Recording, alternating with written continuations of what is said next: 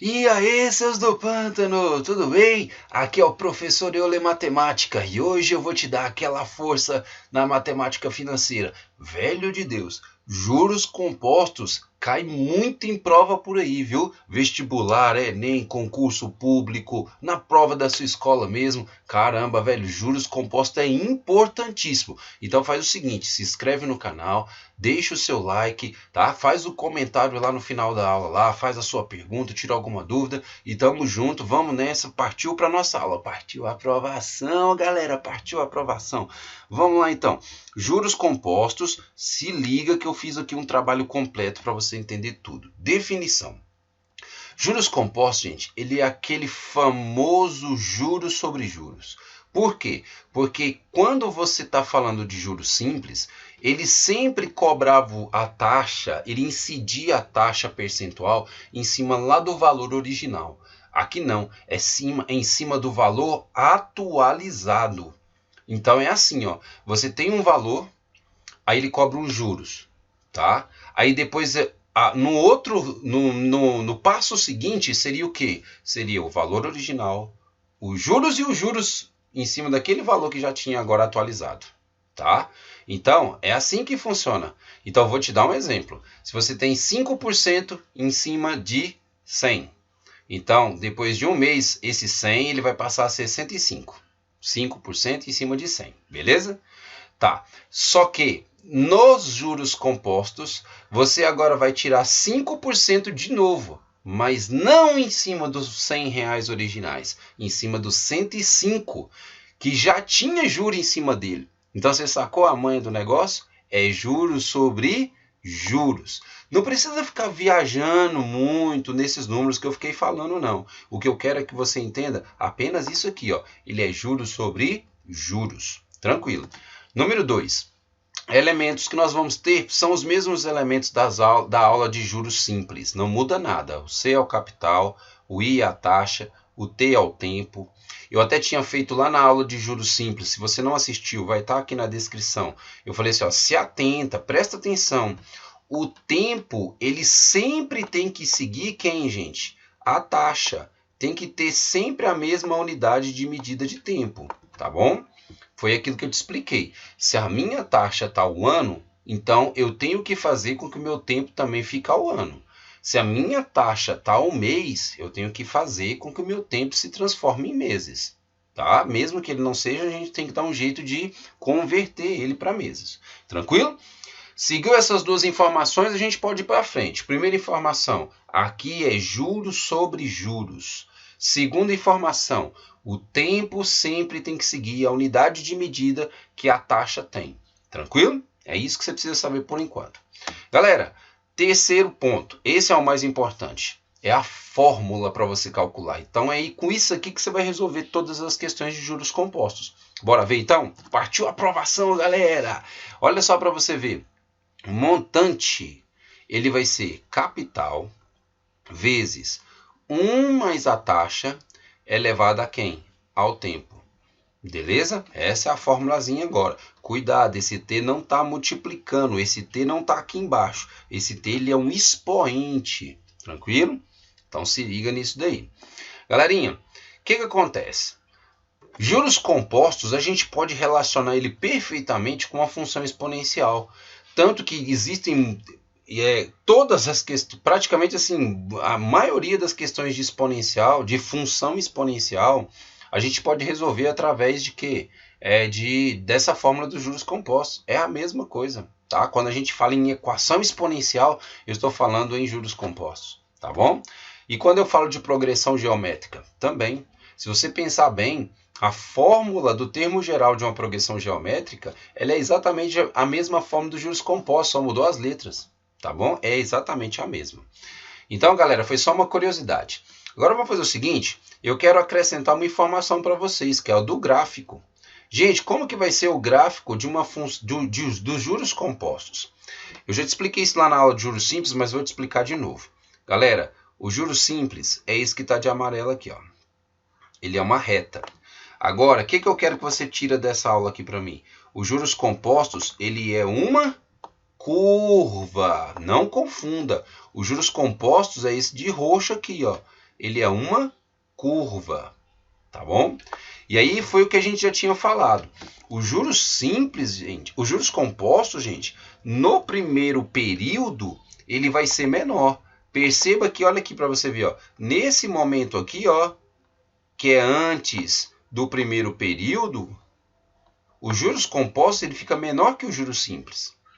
Mas aqui que está a parte legal, ó. Sempre que o tempo for maior do que um período, os juros compostos ele vai ser o quê, gente? Muito maior do que os juros simples. Olha onde o juros simples está. Olha onde os juros compostos foi. Tranquilo? Então tá bom então. Galera, a gente falou então já para vocês sobre como que é o comportamento dos nossos juros compostos. Eu acho que agora não precisamos mais prolongar. O que nós precisamos agora é fazer exercício para você praticar.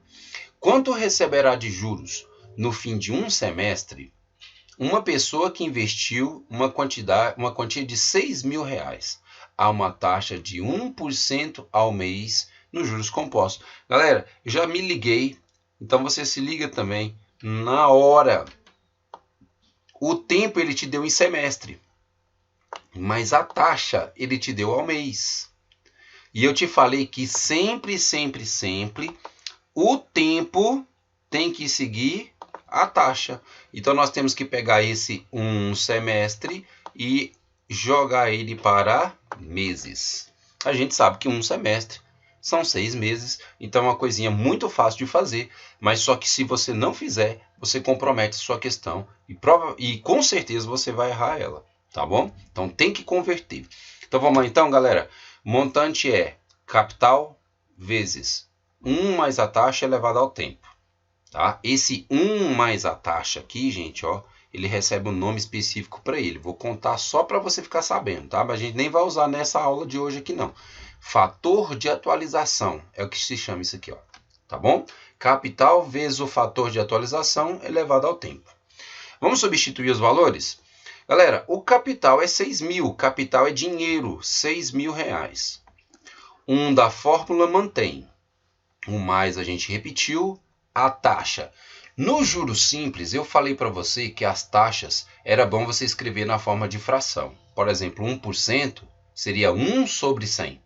Mas aqui eu já te dou outro conselho, não faça com fração, faça com números decimais. O que é 1%? Gente, deixa eu trocar a cor aqui do meu marca-texto, ó, colocar de amarelo para você ver melhor. O que é 1%? É esse umzinho que está bem aqui, ó. Essas duas primeiras casas, elas são exatamente igual a esse número que está aqui, ó.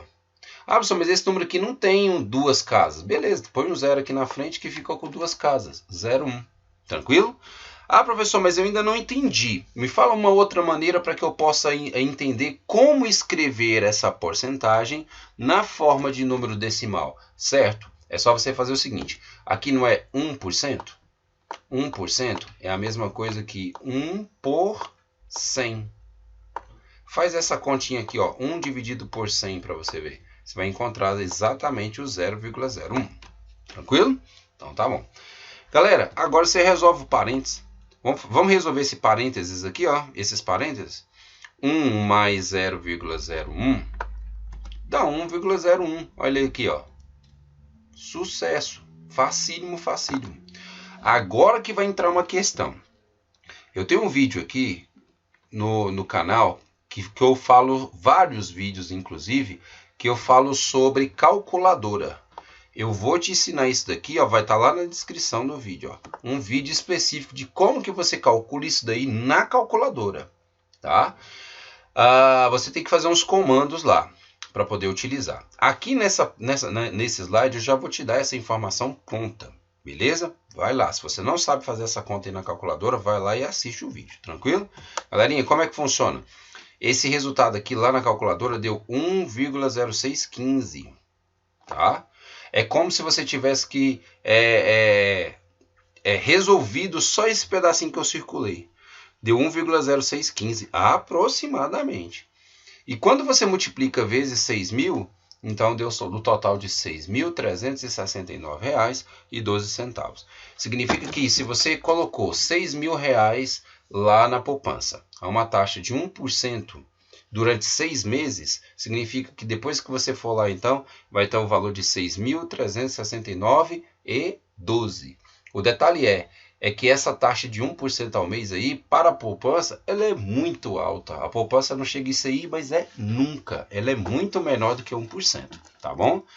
Na prática, de verdade que eu tô falando, de verdade, de verdade. Aqui eu coloquei só como exemplo para a gente resolver a questão, tranquilo? Vamos fazer um exemplo 2. Um capital de 10 mil foi aplicado na poupança a uma taxa de juros composta de 2% ao ano. Agora sim está mais ou menos lá. Nesse momento, né, que a gente está em pandemia, deu uma queda aí nas taxas de juros. Nesse momento só está uns 2%, isso taxa real. Tá? Existe uma taxa que se chama aparente e outra real. A taxa real é de 2%. Tá? Durante 5 anos. Beleza. Não se preocupe com esse trem de aparente e real não, tá? Isso aí é coisa lá para frente. Isso aqui eu quero que você entenda apenas 2% ao ano. Pronto. Isso que cai em prova de vestibular é assim que vai cair para você aqui agora, tá?